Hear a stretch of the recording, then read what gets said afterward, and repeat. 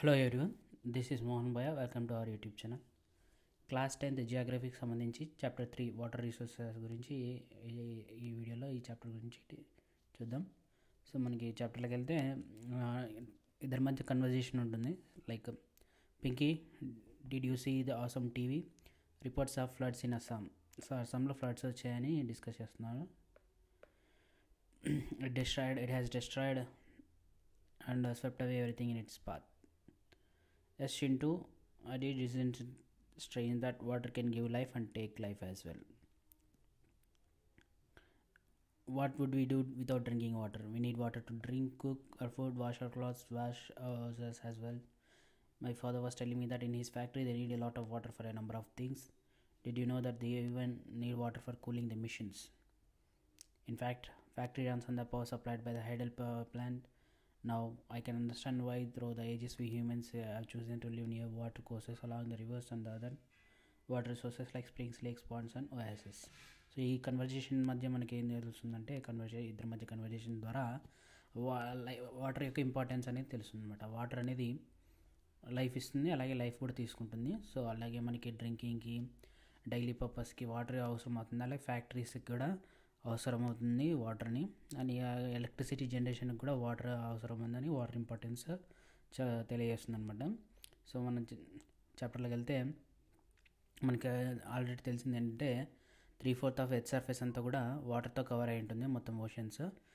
But small portion of it account for fresh water. కానీ మొత్తం ocean water ఉంటుంది కదా, సాల్టీ వాటర్ ఉంటుంది, కానీ అది డ్రింకబుల్ కాదనమాట. సో ఫ్రెష్ వాటర్ ఏదైతే పొటబుల్ వాటర్ ఉంటుందో అది మనకి సర్ఫేస్ రన్ ఆఫ్ అంటే రివర్స్ ద్వారా, అలాగే గ్రౌండ్ వాటర్ ద్వారా మాత్రమే అవైలబుల్గా ఉంటుంది. ఇవి హైడ్రలాజికల్ సైకిల్ ద్వారా, అంటే ప్రెసిపిటేషన్, కండెన్సేషన్, ఇలాంటి హైడ్రలాజికల్ సైకిల్లో ఇవన్నీ ఇంక్లూడ్ అయి ఉంటాయి. సో ఎవాపరేషన్ ద్వారా వాటర్ అనేది ఆకాశంలోకి వెళ్ళిపోయి కండెన్సేషన్ అయ్యి క్లౌడ్స్ ఫార్మేషన్ అనేది జరుగుతుంది. తర్వాత మళ్ళీ ప్రెసిపిటేషన్ ద్వారా క్లౌడ్స్ నుంచి క్లౌడ్స్ వర్షంగా మారి కిందకి వస్తుందన్నమాట. ఇది హైడ్రలాజికల్ సైకిల్. సో ఈ విధంగా గ్రౌండ్ వాటర్, అలాగే surface water, rivers, lakes, ponds ఇవన్నీ కూడా రీఛార్జ్ అవుతుంటుంది. ఇది ఒక సైకిల్ అనమాట. అందుకే దాన్ని హైడ్రలాజికల్ సైకిల్ అంటాం, వాటర్ సైకిల్ అని. So all waters moves with in the hydrological cycle ensuring that water is a renewable source. So water అనేది రెన్యూవబుల్ సోర్స్ అనమాట. అంటే వాటర్ ఒకసారి యూజ్ చేస్తే మళ్ళీ వర్షం వచ్చినప్పుడు అక్కడ మళ్ళీ వర్షం వస్తే మళ్ళీ వాటర్ అనేది అవైలబుల్గా ఉంటుంది. So you might wonder that if 3/4 of the world is covered with water, water is renewable source, then how it is that countries, regions around the globe suffer from water scarcity. So 3/4 water ఉన్నా కానీ గ్లోబ్లో చాలా చోట్ల, చాలా కంట్రీస్లోనూ, రీజియన్స్లోనూ water scarcity అనేది ఎక్కువగా ఉంది. So almost 2025 కల్లా 2 billion people అనేది వాటర్ స్కార్సిటీతో ఎఫెక్ట్ అవుతారని చెప్తున్నారు. So water scarcity and the need for water conservation management గురించి చూస్తే, అంటే 3/4 ఉన్నా కానీ సో అది పోర్టబుల్ వాటర్ కాదు, ఓషనిక్ వాటర్, సలైన్ వాటర్ దాన్ని యూజ్ చేసుకోలేం కాబట్టి సో వాటర్ స్కేర్సిటీ అనేది ఉంది. సో దాన్ని వాటర్ని కన్జర్వ్ చేసుకొని దాన్ని మేనేజ్ చేయడం ద్వారా ఈ వాటర్ స్కేర్సిటీని తగ్గించవచ్చు అనమాట. So given the abundance and renewability of water, it is difficult to imagine that we may suffer from water scarcity. The moment we speak of water shortages, we immediately associate with regions having low rainfall or those that are drought prone. We instantaneously visualize the deserts of Rajasthan and women balancing many mud cars used for collecting and storing water and traveling long distance to get water. So water scarcity, లో rainfall అంటేనే మనకి రాజస్థాన్ ఎడార్లు గుర్తొస్తాయి. So దాంట్లో కరువు reason అదంతా కూడా వర్షం లేకుండా కరువుతో ఎఫెక్ట్ అవుతుంటారు. సో ఉమెన్ అంతా కూడా కొన్ని కిలోమీటర్ల వరకు వాటర్ కోసం ట్రావెల్ చేస్తుంటారు. సో అంత కరువు ప్రాంతంగా ఉంటుంది. సో మన తెలుగు రాష్ట్రాల్లో వాటర్ స్కార్సిటీ, లో రైన్ఫాల్ అంటే మనకు గుర్తొచ్చేది రాయలసీమ రీజన్స్లో అంతా కూడా వర్షం ఎక్కువగా ఉండదు. సో కరువు ప్రాంతం కాబట్టి సో మనకి తెలుగులో రాష్ట్రాల్లో అయితే ఆ రీజన్స్ గుర్తొస్తాయి. So true availability of water resources varies from space and time, mainly due to variations in seasonal and annual precipitation, but water scarcity in most cases is caused by over exploitation. So కొన్ని రీజన్స్లో water ఎక్కువ ఉంటుంది, కొన్ని రీజన్స్లో water తక్కువగా ఉంటుంది. దానికి కారణం మెయిన్గా rain shadow reason అని చెప్పొచ్చు. సో వెస్టర్న్ ఘాట్స్, ద్వారా మనకి వాటర్ స్కేసిటీ అనేది రెయిన్ షాడో రీజియన్లో ఉంటుంది కాబట్టి రాయలసీమ రీజియన్లో వాటర్ అనేది రాయలసీమ, చెన్నై, తమిళనాడులో చెన్నై రీజియన్లో రెయిన్ఫాల్ అనేది ఉండదన్నమాట, రెయిన్ షాడో రీజన్. సో అందుకే వాటర్ స్కేసిటీ ఉంటుంది. అలాగే రాజస్థాన్లో అయితే అరిడ్ ఏరియాస్, అక్కడ రెయిన్ఫాల్ ఉండదు. ఇలా స్పేస్ బట్టి అలాగే టైంను బట్టి కూడా మనకి సమ్మర్ సీజన్స్లో కూడా ఆల్మోస్ట్ చాలా ప్లేసెస్లో వాటర్ స్కేసిటీ ఉంటుంది. సో దీనివల్ల వాటర్ స్కేసిటీ అనేది రావడం కామనే, కానీ మెయిన్ కాజ్ వచ్చేసి ఓవర్ ఎక్స్ప్లాయిటేషన్, అంటే అవసరానికి మించి వాడడం అనమాట. Excessive use unequal access to water among different social groups. So rich పీపుల్కి మాత్రమే ఎక్కువ వాటర్ యాక్సెస్ ఉంటుంది, నార్మల్ పీపుల్కి తక్కువ ఉంటుంది. Where is then water scarcity like to occur? As you heard the hydrological cycle, fresh water can be obtained directly from precipitation, surface runoff and groundwater. So fresh water డైరెక్ట్గా precipitation అంటే rainfall, surface run of అంటే reverse, ground water నుంచి మనకి available ఉంటుంది water. ఆ water మాత్రమే drink చేయగలము, house hold పర్పస్కి యూటిలైజ్ చేసుకోగలం అనమాట. Is it possible that an area or region may have ample water resources but is still facing water scarcity? Many of our cities are such examples that water scarcity may be an outcome of large and growing population and consequent greater demands for water and equal access to it. So చాలా urban సిటీస్లో water access ఉన్నా కానీ కొద్ది మందికి మాత్రమే, higher class పీపుల్కి access ఉంటుంది. ఏదో స్లమ్స్లో ఉన్న వాళ్ళకి యాక్సెస్ ఉండదు. అలాగే మనకి large population require more water not only for domestic use but also produce more food. So ఇండియాలో చాలామంది మోర్ దెన్ 60% అంతా కూడా అగ్రికల్చర్ సెక్టర్లోనే ఉన్నారు. సో వాళ్ళందరూ కూడా ఈ అగ్రికల్చర్ పైన డిపెండ్ అయినారు. సో అగ్రికల్చర్ అంతగా డొమెస్టిక్ యూస్ కాకుండా ఇరిగేషన్ పర్పస్కి, ఫుడ్ గ్రెయిన్ ప్రొడక్షన్స్ కోసము యూటిలైజ్ చేస్తారు వాటర్ని, ఇరిగేషన్ పర్పస్ కోసం. So water resource are being over exploited to expand irrigated areas for dry season agriculture. Dry సీజన్లో అగ్రికల్చర్లో క్రాప్స్ పండించడానికి వాటర్ని యూజ్ చేస్తారు. సో డ్రిప్ సిస్టమ్ లాంటివి వాటర్ యూజ్ చేసుకునే వల్ల జస్ట్ బోర్వెల్స్ అలా యూజ్ చేస్తారు కాబట్టి ఆ వాటర్ ఏదైతే అగ్రికల్చర్కి ప్రొవైడ్ చేస్తారో అది కూడా ఎవాపరేట్ అయిపోయి సన్లైట్కి ఎవాపరేట్ అయిపోయి వేస్ట్ అయ్యే ఛాన్సెస్ ఉందన్నమాట. So irrigated agriculture is the largest consumer of water. Now it is needed to revolutionise the agriculture through developing draft resistant crops and dry farming techniques. So dry farming techniques use చేసి, అలాగే draft resistant crops అంటే తక్కువ water తీసుకొని ఎక్కువ yield వచ్చే క్రాప్స్ని utilise చేసుకోవాలి.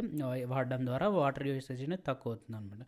You may have seen in many television advertisements that most farmers have their own wells and tube wells in their farms for irrigation to increase their produce. But have you ever wondered what this could result in? That it may lead to falling groundwater levels, adversely affecting water availability and food security to the people. So every విలేజెస్లో మెయిన్గా agriculture పండించే వాళ్ళంతా కూడా bores, ట్యూబ్వెల్స్ use చేస్తుంటారు. So వాళ్ళ agriculture పర్పస్కి use చేసినా కానీ గ్రౌండ్ వాటర్ లెవెల్స్ తక్కువ అయిపోతుంటాయి అనమాట. ఎందుకంటే ఓవర్ ఎక్స్ప్లాయిటేషన్ వల్ల, దానివల్ల వాటర్ అవైలబిలిటీ తక్కువ అవుతుంది. అలాగే ఫ్యూచర్ సెక్యూరిటీ కూడా ఎఫెక్ట్ అవుతుంది ఫ్యూచర్ జనరేషన్స్కి. సో మనకి ఇక్కడ పిక్చర్లో కనిపిస్తుందంట, మొత్తం పిక్చర్ కనిపిస్తుందంటే వాటర్ స్కార్సిటీ గురించి డీల్ చేస్తున్నాం.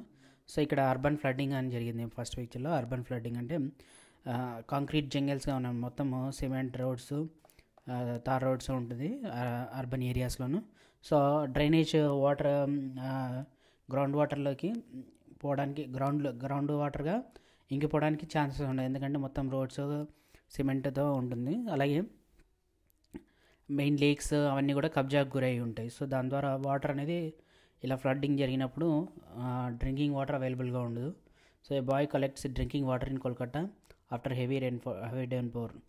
So life in a city and adjacent district was paralyzed as a incessant overnight rain, meaning a record 180 millimeter flooded vast area and disrupted traffic. So కోల్కతాలో heavy rainfall వల్ల floods అనేవి వచ్చాయి.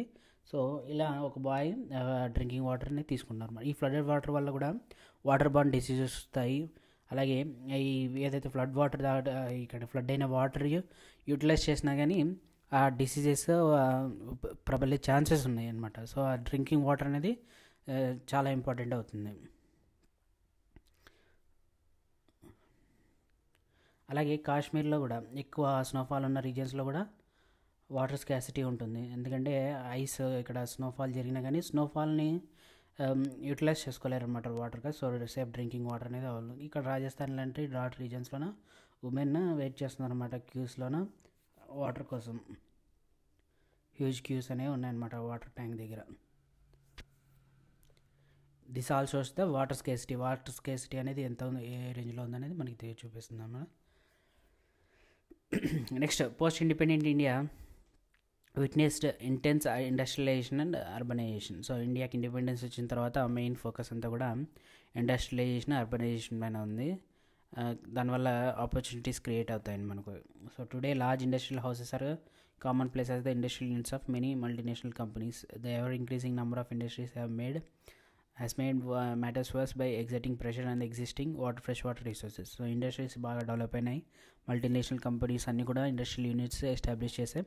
So ఇలా industrials establish చేసినప్పుడు ఇంకా water pressure అనేది ఎక్కువ అవుతుంది అనమాట. ఎందుకంటే ఇండస్ట్రీస్ అనేవి చాలా లార్జ్ అమౌంట్ ఆఫ్ వాటర్ని యూటిలైజ్ చేసుకుంటాయి. వాటికి పవర్ కావాలి. సో ఆ పవర్ జనరేషన్ కూడా వాటర్ అనేది అవసరం అవుతుంది అనమాట. Require power to run them. heavy users of water. Industries are heavy users of water, also require power to run them. So వాటి ఇండస్ట్రీస్లో కూల్ చేయడానికి కూడా, మెషిన్ కూల్ చేయడానికి కూడా వాటర్ అవసరం అవుతుంది. ఈ విధంగా హ్యూజ్ అమౌంట్ ఆఫ్ వాటర్ని యూటిలైజ్ చేసుకుంటాయి అన్నమాట ఇండస్ట్రీస్ కూడా. So much of this energy comes from hydroelectric power. So power industries run అవ్వడానికి ఎలక్ట్రిసిటీ కావాలి. ఈ ఎలక్ట్రిసిటీ అంతా కూడా హైడ్రో ఎలక్ట్రిసిటీ పవర్స్ని జనరేషన్ చేసి యూటిలైజ్ చేసుకుంటారు అనమాట. So today in India hydroelectric power contributes approximately 22%. So మనకి వాటర్ యూటిలైజ్ చేసి డ్యామ్స్ దగ్గర హైడ్రోఎలక్ట్రిక్ పవర్ జనరేషన్ ద్వారా 22% యూటిలైజ్ చేసుకుంటున్నారు అనమాట electricity. So more over multiplying urban centers with large and dense populations and urban lifestyles have not only added to water and energy requirements but have further aggravated the problem. If you look into the housing societies or colonies in the cities, you would find that most of these have their own groundwater pumping devices to meet their water needs. Not surprisingly, we find that fragile water resources are being overexploited and have caused their depletion in several of these cities. So housing societies, colonies అని చూస్తే most of the cities ground water pumping devices ఉంటాయి water needs కోసము. ఈ fragile water resources అనేవి కూడా exploit అవుతున్నాయి అనమాట, over use చేస్తున్నారు అనమాట. So far we have focused on the quantitative aspects of water scarcity. Now let us consider another situation where water is sufficiently available to meet the needs of the people. So water స్కేసిటీ చూసాం కదా, water సఫిషియెంట్గా ఉన్న అవసరం ఏందో చూసాం. But this area still suffers from water స్కేసిటీ. ఎక్కడైతే water available ఉందో ఆ ఏరియాలో కూడా వాటర్ స్కాసిటీ ఉంటుందన్నమాట. ఎందుకు వాటర్ స్కాసిటీ వాటర్ ఉన్న ఏరియాలో ఉంటుందంటే because of bad quality of air. Water pollution ద్వారా ఆ క్వాలిటీ అనేది తగ్గిపోతుంది. ఆ వాటర్ పొల్యూషన్ ద్వారా ఆ వాటర్ని డ్రింక్ చేయలేరు అనమాట, అలాగే యూటిలైజ్ చేసుకోవడం కష్టమవుతుంది. సో వాటర్ యూటిలైజ్ చేసుకునేంత బ్యాడ్ క్వాలిటీలో ఉంటే సో అది water స్కాసిటీనే. So lately there has been a growing concern that even if there is ample water to meet the needs of the people, much of it may be polluted by domestic and industrial waste, chemical pesticides and fertilizers used in agriculture, thus making it hazardous for human use. So reverse ఉన్నా కానీ వాటిని domestic and industrial waste అన్నీ కూడా pollute చేస్తున్నాయి అనమాట. So అలాగే chemicals, pesticides, fertiliser agriculture use చేసిన తర్వాత అగ్రికల్చర్ రన్ ఆఫ్ వాటర్ అంతా కూడా వచ్చేసి రివర్స్లో కలుస్తుంది, దానివల్ల పొల్యూట్ అవుతుంది. దీని ద్వారా it is hazardous for human use. Human drink చేస్తే ఈ కెమికల్స్, ఇండస్ట్రియల్ ఎఫ్లూయెన్స్ అది చాలా ప్రమాదకరం అనమాట మనుషులకి. So government of India has accorded highest priority to improve the quality of life and enhance ease of living people, especially those living in rural areas, by announcing the Jal Jeevan Mission. The goal of Jal Jeevan Mission is to enable every rural household get assured supply of potable piped water at service level of 55 liters per capita per day regularly on long term basis by ensuring functionality of tap water connections. So economic survey 2021 నుంచి మనకి ఏం తెలుస్తుందంటే government of India ఒక initiative తీసుకెళ్ళింది అనమాట. So అదే Jal Jeevan machine. దీని ద్వారా portable water అంటే తాగే డ్రింకింగ్ వాటర్ అనేది ట్యాప్స్ ద్వారా ఎవ్రీ హౌస్ హోల్డ్కి కంపల్సరీగా సప్లై అనేది ఎన్ష్యూర్ చేయాలని చెప్పేసి జల్ జీవన్ మిషన్ అనేది తీసుకొచ్చింది. దీని ద్వారా 55 litres per capita per day అనేది డిస్ట్రిబ్యూట్ చేస్తారనమాట వాటర్. ఇండియన్ రివర్స్ సో ఇది సిటిజన్స్ ఫిఫ్త్ రిపోర్ట్లో ఉంది 1999లో. So Indian rivers especially the smaller ones have all turned into toxic streams, and even the big ones like Ganga and Yamuna are far from being pure. The assault on India rivers from population growth, agriculture modernization, urbanization and industrialization is enormous and growing by the day. This entire life stands threatened. So మనకి main reverse అయిన గంగా యమునతో పాటు small reverse అన్నీ కూడా toxic స్ట్రీమ్స్గా మారిపోయినాయి. ఇప్పటికి కూడా నురుగులు వస్తుంటుంది గంగా యమునలో అంతా కూడా టాక్సిక్ వేస్ట్ నుంచి ఫోమ్ ఫార్మేషన్ అనేది ఎక్కువగా జరుగుతుందన్నమాట. న్యూస్లోనే కూడా చాలాసార్లు చూస్తుంటాం మనం. సో అది ఈ పాపులేషన్ ఎక్కువ ఇంక్రీజ్ అవ్వడం వల్ల, ఇండస్ట్రీస్ ఎక్కువ పెరిగిపోవడం వల్ల, ఇండస్ట్రియల్ వేస్ట్ ఎఫ్లూయెంట్స్ అంతా కూడా రివర్స్లోకి వదులుతున్నారు. అగ్రికల్చర్ మోడరేషన్ వల్ల పెస్టిసైడ్స్, ఫర్టిలైజర్స్ అన్నీ కూడా అగ్రికల్చర్ రన్ ఆఫ్ అంతా కూడా రివర్స్లోనే కలుస్తుంది. దీనివల్ల అసలు లైఫే థ్రెటన్డ్గా ఉందన్నమాట. Life stands threatened.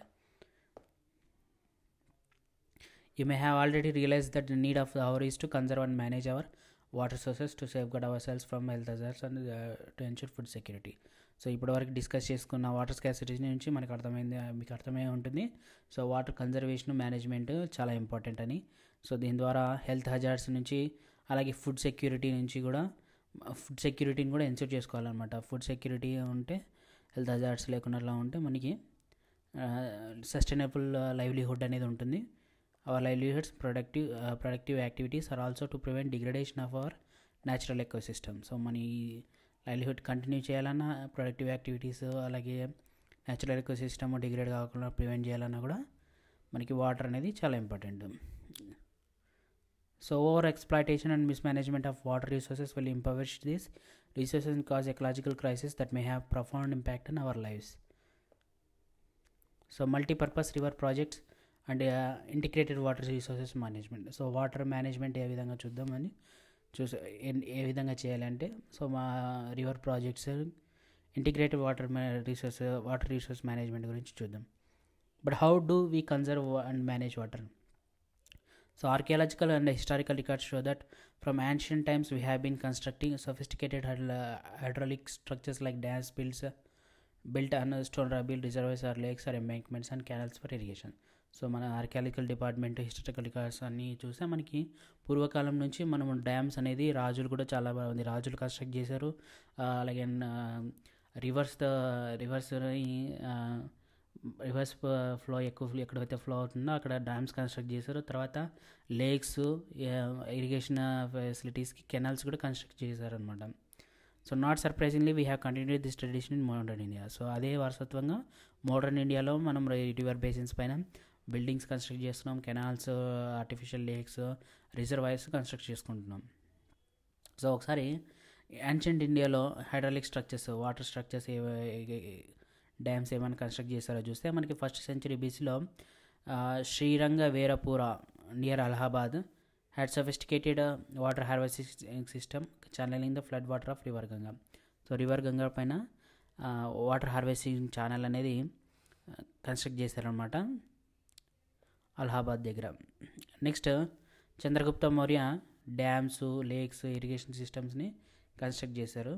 అలాగే లైక్ చాలామంది కళింగ ఒడిశాలోను, అలాగే నాగార్జునకొండ ఆంధ్రప్రదేశ్, బెన్నూరు కర్ణాటక, కొల్హాపూర్ మహారాష్ట్రలో కూడా ఇరిగేషన్ వర్క్స్ అనేవి ఉన్నాయని మనకి అర్థమవుతుంది ఎవిడెన్సెస్ ద్వారా. అలాగే in 11th century Bhopal lake, one of the largest artificial lakes of it's time was built. 11th century Bhopal lake construct చేశారనమాట, లార్జెస్ట్ ఆర్టిఫిషియల్ లేక్ ఆ టైంలో. అలాగే 14th century house cos Delhi was constructed by Iltutmish for supplying water to Siri fort area మొత్తం కూడా water supply కోసం house cos అనేది construct చేశారనమాట Iltutmish. So ఈ విధంగా మనకి యాన్షియంట్ టైమ్స్ నుంచి water channels, water management system అనేది ఉంది. సో వాళ్ళ వారసత్వంగా మోడర్న్ డే మనం డ్యామ్స్ అనేది కన్స్ట్రక్ట్ చేస్తున్నాం, హ్యూజ్ రిజర్వాయర్స్. అలాగే so water dams and how do they help us conserving and manage water. So dams అంటే ఏంటి, అసలు డ్యామ్స్ ద్వారా వాటర్ని ఎలా కన్జర్వ్ చేసుకోవాలి, అవి ఎలా ఉపయోగపడతాయో చూద్దాము. So dams were traditionally built to impound reverse and rain water that could be used later to irrigate agriculture fields. మనకి వర్షం వచ్చినప్పుడు మాత్రమే రివర్స్లో వాటర్ ఉంటుంది. సో ఎండాకాలంలో అలాంటి టైంలో వాటర్ లెవెల్ తగ్గిపోతుంది, కొన్ని రివర్స్ అయితే ఎండిపోతాయి. సో వాటిని మనం పెరినియల్ రివర్స్ అంటాము. సో సో ఈ రివర్స్ ఎప్పుడైతే వర్షం ఎక్కువ ఉంటుందో మాన్సూన్ సీజన్లో, సో ఆ వాటర్ వేస్ట్ అవ్వకున్నట్ల మనము ఆ రివర్స్ పైన కన్స్ట్రక్షన్ చేస్తామన్నమాట. ఆ రివర్ ఫ్లోని అబ్స్ట్రక్ట్ చేసేది. సో ఇది రివర్ ఫ్లో పైన మనం ఒక కన్స్ట్రక్షన్ అడ్డుకట్టగా డ్యామ్ కన్స్ట్రక్ట్ చేస్తాము. ఈ విధంగా వాటర్ లెవెల్ రైజ్ అవుతుంది. వాటర్ లెవెల్ రైజ్ అయినప్పుడు ఇక్కడ వాటర్ రిజర్వ్ అయి ఉంటుంది. సో ఇది reservoir. So dams are built on just for irrigation.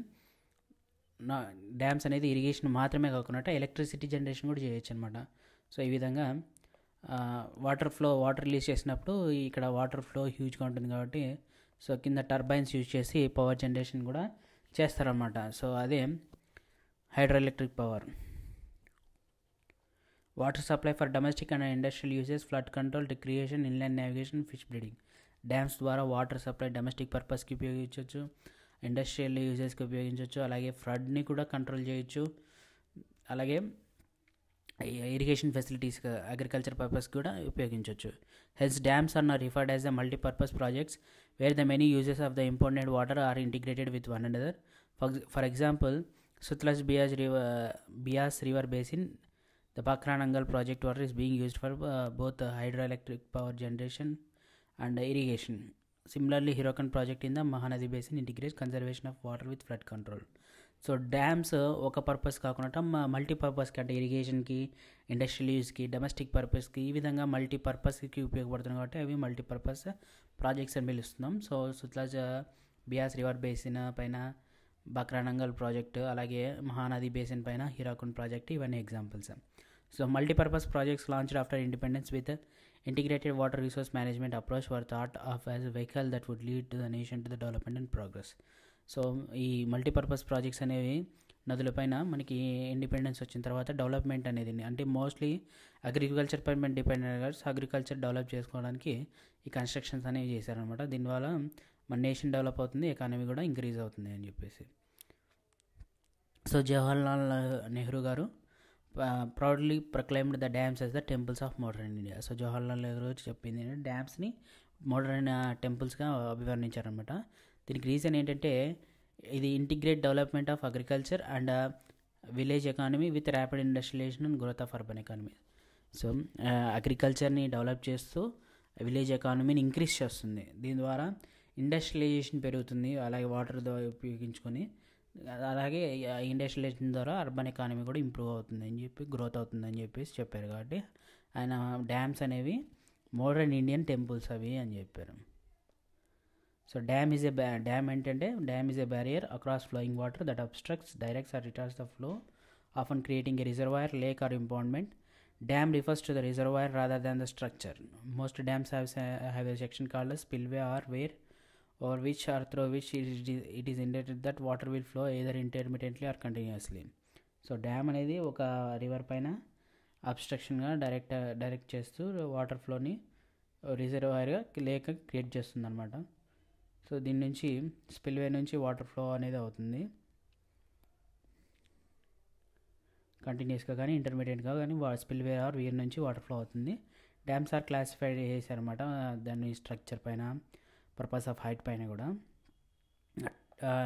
Timber dams అంటే చెక్కతో కన్స్ట్రక్ట్ చేసిన డ్యామ్స్ అంటే టింబర్ డ్యామ్స్. ఎంబేక్మెంట్ డ్యామ్స్ అంటే సిమెంట్తో కన్స్ట్రక్ట్ చేసినవన్నీ కూడా ఎంబేక్మెంట్ డ్యామ్స్ ఆర్ మ్యాసనరీ డ్యామ్స్ అని చెప్తారు. అలాగే హైట్ వైజ్ చూసుకుంటే కూడా లార్జ్ డ్యామ్స్, మేజర్ డ్యామ్స్ అని, లేదంటే లో dams and medium height dams and high dams అని చెప్పేసి హైట్ బేస్ పైన కూడా ఈ డ్యామ్స్ని క్లాసిఫై చేయొచ్చు అనమాట. ఇది ఒక పాపులర్ బౌద్ధ సాంగ్ దామోదర్ వ్యాలీ రీజియన్లో ఉంది. ఇది ఒకసారి చూస్తే song, we have sown the crops in Asar, we will bring the బౌద్ధు in Bhadra, floods have swollen the Damodar, sailing boats cannot sail, O Damodar we fall at your feet, reduce the floods at least, Badhu will come a year later, let the boats sail on your surface. So Damodar రివర్కి floods వచ్చాయి. So దానివల్ల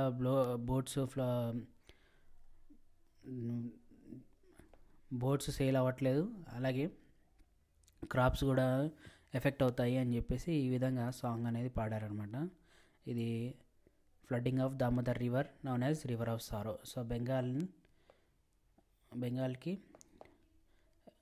సారో of river అని చెప్పి ఏదంటే దామోదర్. అదే బీహార్కి అయితే COSY river నుంచి ఎక్కువ ఫ్లడ్స్ వస్తాయి కాబట్టి రివర్ ఆఫ్ సారో అని చెప్తారు.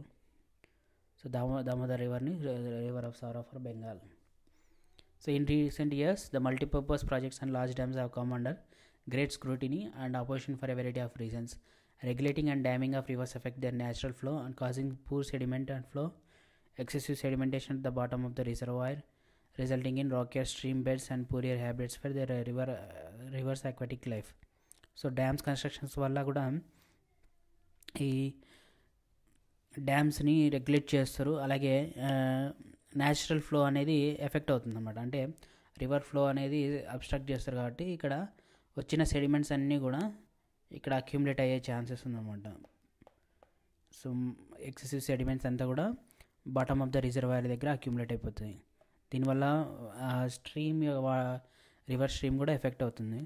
దానివల్ల పూరర్ హ్యాబిటేట్స్ రివర్స్లో ఉన్న అక్వాటిక్ హ్యాబిటేట్ కూడా అక్వాటిక్ లైఫ్ కూడా డ్యామేజ్ అవుతుంది. So dams also fragment rivers, making it difficult for aquatic fauna to migrate, especially for spawning. So dams రివర్స్ని ఎఫెక్ట్ చేస్తే అక్వాటిక్ ఫానా కూడా అక్వాటిక్ అనిమల్స్ అంతా కూడా మైగ్రేషన్ ఎఫెక్ట్ అవుతుంది. అలాగే వాటి బ్రీడింగ్ సీజన్లో స్పానింగ్ అంతా కూడా ఎఫెక్ట్ అవుతుంది అనమాట. The reservoirs that are created on the flood plains also submerge the existing vegetation soil leading to its decomposition over a period of time. So huge dams construct చేసినప్పుడు ఆ రిజర్వాయర్స్గా form అవుతాయి. సో ఆ రీజన్ అంతా కూడా ఫ్లడ్ అయిపోయి మొత్తం బ్యాక్ ఏరియా అంతా కూడా డ్యామ్ బ్యాక్ ఏరియా అంతా కూడా మునిగిపోతుంది అనమాట, సబ్మర్జ్ అవుతుంది. అక్కడ హ్యూజ్ డిస్ప్లేస్మెంట్ జరుగుతుంది. అలాగే వెజిటేషన్ సాయిల్ అంతా కూడా సబ్మర్జ్ అవుతుంది. దీనివల్ల డికంపోజ్ అవుతాయి అన్నమాట ఓవర్ టైంలో అవి. So multipurpose projects and large dams have also been the cause of many new environment movements. So ఈ మల్టీపర్పస్ ప్రాజెక్ట్స్ ద్వారా కొత్త ఎన్విరాన్మెంటల్ మూమెంట్స్ కూడా వచ్చాయి, లైక్ నర్మదా బచావో ఆందోళన్, తెహ్రీ డ్యామ్ ఆందోళన్ అని. సో ఇవి ఈ డ్యామ్స్కి అగెనిస్ట్గా మూమెంట్స్ అనమాట. ఎందుకంటే ఈ డ్యామ్స్ కన్స్ట్రక్ట్ చేయడం వల్ల large scale displacement of local communities, అక్కడ ఉన్న లోకల్ పీపుల్ అంతా కూడా వాళ్ళ హౌసెస్ వాళ్ళ ప్రాపర్టీస్ అన్నీ వదులుకొని వెళ్ళిపోవాల్సి వస్తుంది. సో అందుకే ఈ మూమెంట్స్ అనేది చేస్తున్నారు మన వాళ్ళు డ్యామ్ కన్స్ట్రక్షన్ జరిగేటప్పుడు. So local people often had to give up their land, livelihood and their meagre access and control over resources for the greater good for the nation. So dam construction చేసేటప్పుడు దేశం కోసం ఇంకా dam construction చేయడం కోసం వాళ్ళ livelihood వాళ్ళకు ఉన్న పొలాలు ల్యాండ్ కానీ వాళ్ళ జీవన విధానం కానీ అక్కడ నుంచి వెళ్ళిపోవాల్సి వస్తుంది. ఆ ఊర్లో వదిలే వెళ్ళిపోవాలన్నమాట. ఎందుకంటే ఆ ఊర్లంతా కూడా మునిగిపోతాయి వాటర్ వల్ల.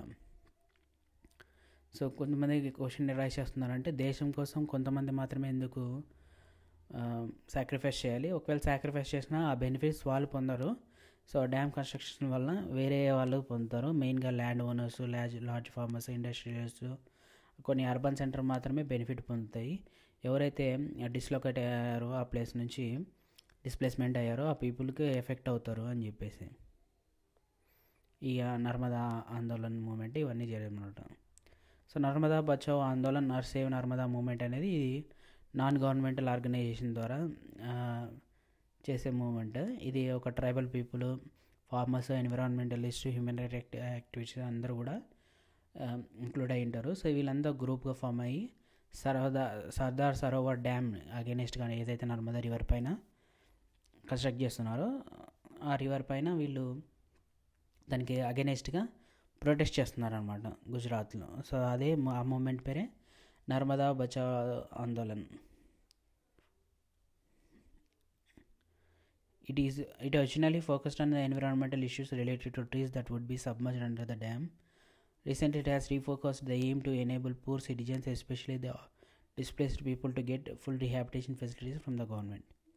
సో జనరల్గా ఇది ఒక ఎన్విరాన్మెంట్ అనమాట. సో అక్కడ డ్యామ్ కన్స్ట్రక్ట్ చేస్తే ప్లాంట్ వెజిటేషన్ అంతా different types of tree species ఏవైతే ఉన్నాయో అవన్నీ మునిగిపోతాయి, డికంపోజ్ అయిపోతాయి అని. అలాగే ఇంకోటి ఏంటంటే పూర్ పీపుల్ అంతా కూడా అక్కడ వాళ్ళకు ఏదో కొద్దిపాటిగా ఉన్న ల్యాండ్ని, అగ్రికల్చర్ ల్యాండ్ని, హౌస్ ల్యాండ్ని కోల్పోతారు. సో అక్కడ నుంచి డిస్ప్లేస్ అవ్వాల్సి వస్తుందని ఈ movement. So people felt that their suffering would not be in vain, accepted the trauma of displacement, believing the promise of irrigated fields and plentiful harvest. So often the survivors of Rihan told us that they accepted their sufferings as sacrifice for the sake of the nation. But now, after 30 bitter years of being adrift, their livelihood have been even being more precarious. They keep asking, are we the only ones chosen to make the sacrifice for the nation? So వాళ్ళు దేశం కోసం dams construct చేస్తే పొలాలు స్థలం ఇస్తామని చెప్పిన వాళ్ళు ఇప్పటికి కూడా 30 years అయినా కానీ వాళ్ళకి ఎలాంటి బెనిఫిట్స్ లేవని చెప్పేసి వాదిస్తున్నారన్నమాట వాళ్ళు. వాళ్ళ ప్రాబ్లం ఏంటంటే మెయిన్గా మేము మాత్రం ఎందుకు కొంతమంది మాత్రమే అంటే మేము మాత్రమే ఎందుకు సాక్రిఫైస్ చేసే నేషన్ కోసము సో ఇంకా సఫర్ అవుతున్నాము, మిగతా వాళ్ళు ఎవరైతే డ్యామ్ కన్స్ట్రక్షన్ వల్ల బెనిఫిట్ పొందారో వాళ్ళంతా కూడా ఏం సమాధానం చెప్తారు అన్నట్టుగా క్వశ్చన్ చేస్తున్నారు అనమాట. సో సర్దార్ సరోవర్ డ్యామ్ ఏదైతే నర్మదా రివర్ పైన కన్స్ట్రక్ట్ చేశారో దాని వాటర్ రిసోర్స్ ప్రాజెక్ట్ అంతా కూడా 4 స్టేట్స్లో ఉందన్నమాట. Like Maharashtra, Madhya Pradesh, Gujarat and Rajasthan water రిసోర్సెస్ని యూటిలైజ్ చేసుకుంటున్నారు. So Sardar Sarovar project would meet the requirement of water in drought prone and desert areas of Gujarat and Rajasthan. So ఈ నర్మదా రివర్ మెయిన్గా గుజరాత్లోని 9490 విలేజెస్, అలాగే రాజస్థాన్లో 124 విలేజెస్ అండ్ 173 టౌన్స్ ఈ వాటర్ని ఏదైతే వాటర్ రిక్వైర్మెంట్ ఉందో ఈ సర్దార్ సరోవర్ ప్రాజెక్ట్ అనేది దాని ద్వారా వాటర్ రిక్వైర్మెంట్ని ఫుల్ఫిల్ చేస్తుంది. Next, irrigation has also change the cropping pattern of many regions with farmers shifting to water intensive and commercial crops. So irrigation facilities కూడా ఏదైతే క్రాపింగ్ ప్యాటర్న్ వాళ్ళంతా కూడా కమర్షియల్ క్రాప్స్కి, వాటర్ ఇంటెన్సివ్ క్రాప్స్కి షిఫ్ట్ అయిపోయారనమాట. So this has great ecological consequences like salinisation of the soil. So water ఎక్కువ use చేయడం వల్ల కమర్షియల్ పర్పస్ కోసం సాలిడిటీ అనేది పెరుగుతుందన్నమాట సాయిల్లో. At the same time it has transform the social landscape that increasing the social gap between the rich land owners and the landless poor. So ఈ water utilise చేసుకుని commercial crops ద్వారా large land owners మాత్రమే, rich land owners మాత్రమే benefit పొందుతున్నారు, landless పూర్గానే మిగులుతున్నారు. దీనివల్ల social gap అనేది ఏర్పడుతుందన్నమాట, richer poor అని. As we can see, the dams did create conflicts between the people wanting different uses and benefits from the same water resources. In Gujarat, the Sabarmati Basin farmers were agitated and almost caused a riot over the higher priority given to water supply in urban areas.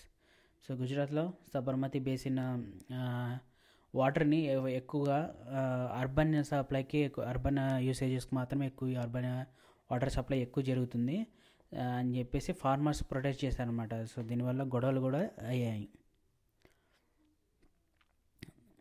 అలాగే particularly during droughts, interstate water disputes are also becoming common with the regard to sharing the costs and benefits of the multipurpose project. So damn పైన multipurpose project construct చేసినప్పుడు కూడా interstate water disputes అనేది జరుగుతుందన్నమాట. అంటే ఎవరు dam అయితే construct చేసుకుంటారో వాళ్ళ స్టేట్స్కున్న ఉపయోగపడతాయి, కానీ మిగతా వాటర్ ఫ్లో అనేది డౌన్ కింద స్టేట్స్ అన్నిటికి కూడా ఎఫెక్ట్ అవుతుందన్నమాట. సో ఇలాగ ఇంటర్స్టేట్ వాటర్ డిస్ప్యూట్స్ కూడా రైజ్ అవుతాయి. Example Krishna Godavari water disputes, Kaveri water disputes ఇవన్నీ అనమాట. సో కృష్ణా గోదావరి అయితే కర్ణాటక, ఆంధ్రప్రదేశ్ గవర్నమెంట్స్ అబ్జెక్ట్ చేస్తున్నాయంట. మహారాష్ట్రలో కోయినా డ్యామ్ కన్స్ట్రక్ట్ చేస్తున్నారు, దానివల్ల వాటర్ డౌన్ స్ట్రీమ్లో ఉన్న స్టేట్స్ తక్కువ ఉంటుందన్నమాట అవైలబిలిటీ. దానివల్ల అగ్రికల్చర్ ఇండస్ట్రీస్ ఎఫెక్ట్ అవుతాయి కర్ణాటక, ఆంధ్రప్రదేశ్లో. అందుకే వాళ్ళు గవర్నమెంట్ అజిటేట్ చేస్తుంది, ప్రొటెస్ట్ చేస్తుంది అగైనెస్ట్ ది ప్రాజెక్ట్స్. సో ఇక్కడ మనకి మ్యాప్లో కనిపిస్తుంది మేజర్ రివర్స్ పైన ఇంపార్టెంట్ డ్యామ్స్ అన్నీ కూడా. Salal project, Bhakra Nangal project Sutlej river పైన, అలాగే టెహ్రీ, కోటా బ్యారేజ్, రాణా ప్రతాప్ సాగర్, గాంధీ సాగర్, నర్మదా పైన సర్దార్ సరోవర్ డ్యామ్, గోదావరి పైన ప్రవర, కృష్ణా రివర్ పైన Nagarjuna Sagar, Tungabhadra, Mettur dam at Kaveri river, Periyar dam at Periyar river, Hirakud dam at Mahanadi river. So ఇవన్నీ మేజర్ రివర్స్ పైన ఉన్న డ్యామ్స్, మల్టీపర్పస్ ప్రాజెక్ట్స్ అని చెప్పొచ్చు, major reverse and dams.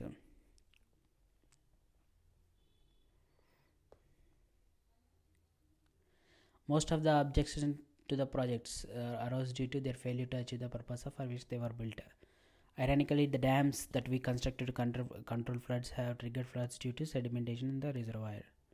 So జనరల్గా డ్యామ్స్ని ఫ్లడ్స్ని కంట్రోల్ చేయడానికి కన్స్ట్రక్ట్ చేస్తారు, కానీ డ్యామ్స్లో డ్యామ్ బేస్మెంట్ బేస్ కింద సెడిమెంటేషన్ ద్వారా హ్యూజ్ సెడిమెంట్స్ అన్నీ కూడా డిపాజిట్ అయి ఉంటాయి. సో దాని ద్వారా వాటర్ లెవెల్ అనేది తక్కువగా, అంటే సెడిమెంటేషన్ ఎక్కువ ఉంటుంది. సో దాని ద్వారా వాటర్ ఎక్కువగా అక్యుములేట్ చేసుకోకుండా రిలీజ్ చేయాల్సి వస్తుంది. దీనివల్ల ఫ్లడ్స్ వస్తున్నాయి. యాక్చువల్గా డ్యామ్స్ ఫ్లడ్ కంట్రోల్ చేయలేకుండా డ్యామ్స్ ద్వారా ఫ్లడ్స్ అనేవి వస్తున్నాయి అనమాట. So moreover the big dams have mostly been unsuccessful in controlling floods at the time of excess rainfall. You may have seen to or read how the release of water from dams during heavy rains aggravated the flood situation in Maharashtra and Gujarat in 2006. So heavy rains వచ్చినప్పుడు డ్యామ్స్లో water release చేయాలి. Water release చేయకున్నట్లా ఉంటే dams అన్నీ కూడా collapse అయ్యే, మొత్తం dam construction అంతా కూడా collapse అయ్యే ఛాన్సెస్ ఉన్నాయి. సో అందుకే హెవీ రెయిన్స్ వచ్చినప్పుడు కూడా డ్యామ్ యొక్క వాటర్ లెవెల్ ఇంక్రీజ్ అయినప్పుడు డ్యామ్ ఫుల్ అయినప్పుడు వాటర్ రిలీజ్ చేయాల్సి వస్తుంది. దానివల్ల ఇంకా ఫ్లడ్ రేంజెస్ అనేది పెరుగుతుంది అనమాట. The floods have not only devastated life and property but also caused extensive soil erosion. Sedimentation also meant that floodplains were deprived of silt, a natural fertilizer, further adding on the problem of land degradation. It was also observed that the multipurpose projects induced earthquakes, caused waterborne diseases and pests, and pollution resulting from excessive use of water. So ఈ sedimentation ద్వారా land degradation జరుగుతుంది. అలాగే fertilisers use చేస్తున్నారు, excessive water అనేది use చేస్తున్నారు agriculture production increase చేయడానికి. అలాగే ఈ మల్టీపర్పస్ ప్రాజెక్ట్స్ అన్ని కన్స్ట్రక్ట్ చేయడం వల్ల ఎర్త్క్వేక్స్ వస్తాయి, అలాగే వాటర్ బార్న్ డిసీజెస్ కూడా వస్తాయి అని చెప్తున్నారు.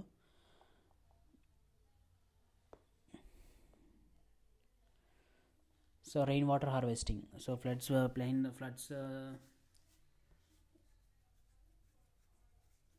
రెయిన్ వాటర్ హార్వెస్టింగ్ అనేది చూద్దామన్నమాట. అంటే డ్రాట్ ఏరియాస్ అంతా కూడా రాయలసీమ రీజన్, రాజస్థాన్ రీజన్, గుజరాత్ ఏదైతే యారిడ్ సెమీ యారిడ్ ఏరియాస్ ఉన్నాయో ఆ ఏరియాస్లో వాటర్ స్కేసిటీ చాలా ఎక్కువగా ఉంటుంది. సో ఎప్పుడైతే రెయిన్ఫాల్ ఉంటుందో ఆ రెయిన్ వాటర్ని హార్వెస్ట్ చేసుకుని యూటిలైజ్ చేసుకోవచ్చు అనమాట. ఈ మెథడ్ అదే రెయిన్ వాటర్ హార్వెస్టింగ్ మెథడ్. మనకి ఇక్కడ పిక్చర్లో ఫ్లడ్స్ వచ్చినప్పుడు వాటి బేసిక్ ప్రికాషన్స్ ఏంటి, డ్యూరింగ్ ఫ్లడ్స్లో ఏ విధంగా ఉండాలని చెప్పేసి ఇచ్చారనమాట. సో మనకి ఫ్రీక్వెంట్గా అర్బన్ ఫ్లడ్స్ ఎక్కువైపోయినాయి, అందుకే ఆ మెజర్స్ ఇచ్చారు. సో రెయిన్ వాటర్ హార్వెస్టింగ్ చూస్తే many thought that given at disadvantage and rising resistance against multipurpose project, water harvesting system was viable alternative both socio economical and environmentally. So dams construction చేయడం వల్ల చాలా socio ఎకనామిక్గా effect అవుతున్నారు, అలాగే environmental కూడా చాలా problem వస్తాయని చెప్పేసి ఒక ఆల్టర్నేటివ్ సొల్యూషనే ఈ రెయిన్ వాటర్ హార్వెస్టింగ్ మేనేజ్మెంట్. అది యాన్షియంట్ ఇండియాలో సఫిస్టికేటెడ్ హైడ్రాలిక్ స్ట్రక్చర్స్ ఉండేవన్నమాట. దాని ద్వారా extraordinary tradition of water harvesting system ఉండేది. So people had in depth knowledge of rainfall regimes on soil types and developed wide ranging techniques to harvest rain water, ground water, river water and flood water in keeping with the local ecological conditions and their water needs. In hill and mountainous regions, people built diversion channel like the Gul Circles, the Western Himalayas for agriculture. So Western Himalayas agriculture కోసం Gul సర్కిల్స్ని construct చేసేవారు అనమాట. అలాగే roof top rain water harvesting system కూడా రాజస్థాన్ రీజన్స్లో జనరల్గా follow అయ్యేది system. అలాగే బెంగాల్లో కూడా people developed inundation channels to irrigate their fields in arid and semi-arid regions. Agriculture fields were converted into rain-fed storage that allowed the water to stand moist in the soil like the cadins in Jaisalmer and Johars in other parts of Rajasthan. So Rajasthan, Bengal, Gujarat regionsలో అంతా కూడా ఈ వాటర్ని harvest చేయడానికి structures construct చేశారన్నమాట. So దాంట్లో మెయిన్గా recharge through hand pump and recharge through abandon dug well. So water మనకి పిక్చర్లో చూస్తే roof top rain water is collected using a PVC pipe. So roof top rain water ఏదైతే ఉంటుందో roof top rain water అంతా కూడా ఒక PVC pipe ద్వారా వాటర్ని కలెక్ట్ చేసుకుంటారు. తర్వాత ఇది ఫిల్టర్ చేయడానికి ఒక శాండ్ అండ్ బ్రిక్స్తోనే ఒక చిన్న వెల్ డాక్ చేసి దీంట్లో శాండ్ బ్రిక్స్ చార్కోల్లో ఉంటుంది. సో దీని ద్వారా వేస్ట్ సెడిమెంట్స్ అన్నీ అక్యుములేట్ అవుతాయి. So underground pipe takes water to the sum to immediate usage. అలాగే ఆ పైప్ నుంచి సంపుకి ఉంటుంది అనమాట. సంప్ అంటే small tank, underground tank. So అక్కడ వాటర్ స్టోర్ అవుతుంది. సో ఆ సంపులో ఇమీడియట్గా యూజ్ చేసుకోవడానికి ఉపయోగించుకుంటారు. ఎక్సెసివ్ వాటర్ అంతా కూడా వెల్స్ ఇలా వెల్లోకి వెళ్ళిపోతుంది. ఎక్సెసివ్ వాటర్ అంతా కూడా వెల్లోకి వెళ్ళిపోతుంది.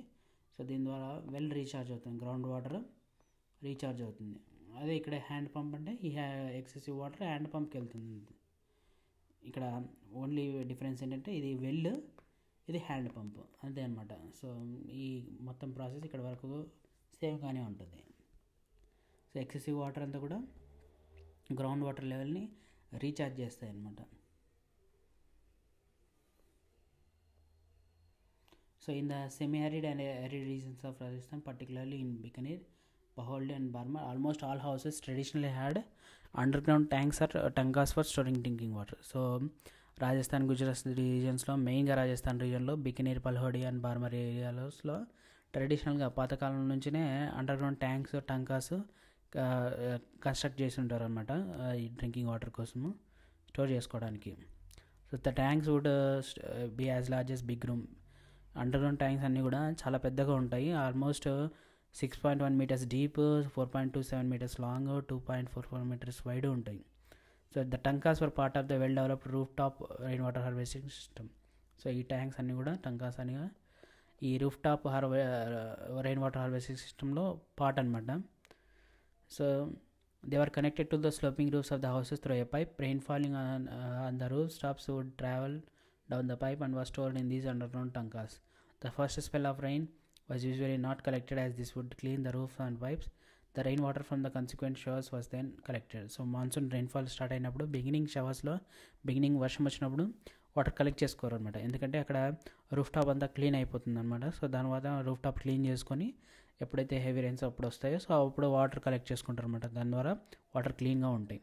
So the rain water can be stored in the tankas will be the next rainfall till the next rainfall, making it an extremely reliable source of drinking water when all the resources are dried up. So ఏదైతే rain water harvest చేసుకున్నారో, store చేసుకున్నారో టంకాస్లో, అది summer సీజన్స్లో కానీ summer ఎక్కువ water స్కేసిటీ ఉన్నప్పుడు utilise చేసుకుంటారు అనమాట. దాని ద్వారా మిగతా రీసోర్సెస్ అన్నీ ఎండిపోయినా కానీ డ్రింకింగ్ వాటర్కి ప్రాబ్లం ఉండదని. సో మనకి ఇక్కడ పిక్చర్లో ఎక్కుల్ leads to circular village tank. ఇది ఒక సర్క్యులర్ విలేజ్ ట్యాంక్ అనమాట, కన్స్ట్రక్ట్ చేసుకున్నారు వీళ్ళు కాజా విలేజ్ అనే విలేజ్లో. సో ఎప్పుడైతే రిక్వైర్మెంట్ ఉంటుందో వాటర్ని రిలీజ్ చేసుకుని యూటిలైజ్ చేసుకుంటారు. ఇది ఒక traditional method of rain water harvesting.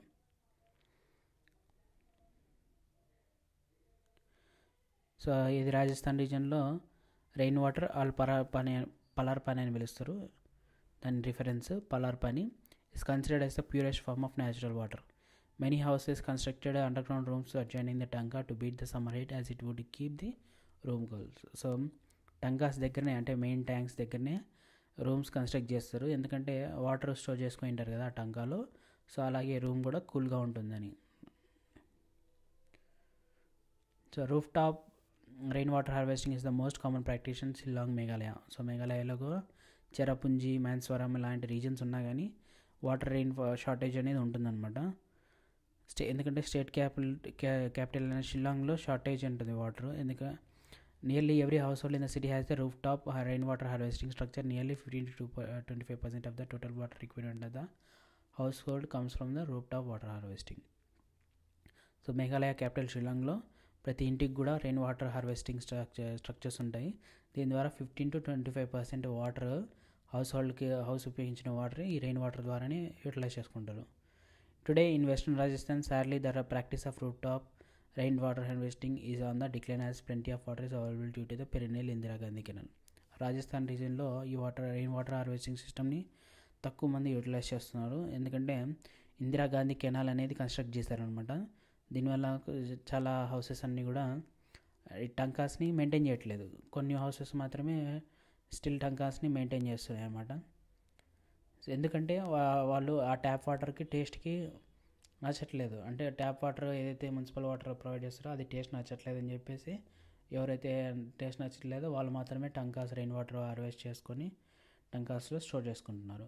Fortunately in many parts of the rural and urban India rooftop rainwater harvesting is being successfully adapted to store conserve water. In Gindaturu, a remote backward village in Mysore, Karnataka, villagers have installed in their households rooftop rainwater harvesting system to meet their water needs. So Mysore Karnataka రీజన్స్లో కూడా ఈ rain water harvesting మెథడ్స్ని use చేసి households construction చేసుకున్నారు అనమాట. Nearly 200 house హోల్డ్స్లో ఈ system ఉంది. ఏదైతే 3 మనకి పిక్చర్లో కనిపిస్తుంది roof top rain water harvesting system. So దీని ద్వారా మనకి కర్ణాటక రీజన్లో గెండతూరులోన యాన్యువల్ ప్రెసిపిటేషన్ 1000 mm రైన్ఫాల్ అనేది వస్తుంది. 80% ఆఫ్ కలెక్షన్ ఎఫిషియన్సీ ఉంది. ఒక 10 ఫిల్లింగ్స్ లోపలే మొత్తం ట్యాంకర్స్ అంటే వాటర్ ట్యాంక్స్ అన్ని ఫిల్ అయిపోతాయి. దీని ద్వారా వాళ్ళు 50,000 లీటర్స్ ఆఫ్ వాటర్, ఒక ఇల్లు 50,000 లీటర్స్ ఆఫ్ వాటర్ని కలెక్ట్ చేసుకుంటాయి సంవత్సరానికి. 200 హౌసెస్ ఉంటాయి. సో నెట్ అమౌంట్ మొత్తం 1 lakh లీటర్స్ ఆఫ్ రైన్ఫాల్ వాటర్ని కలెక్ట్ చేసుకుంటాయి అనమాట. సో ఈ విధంగా మన పిక్చర్లో పక్కన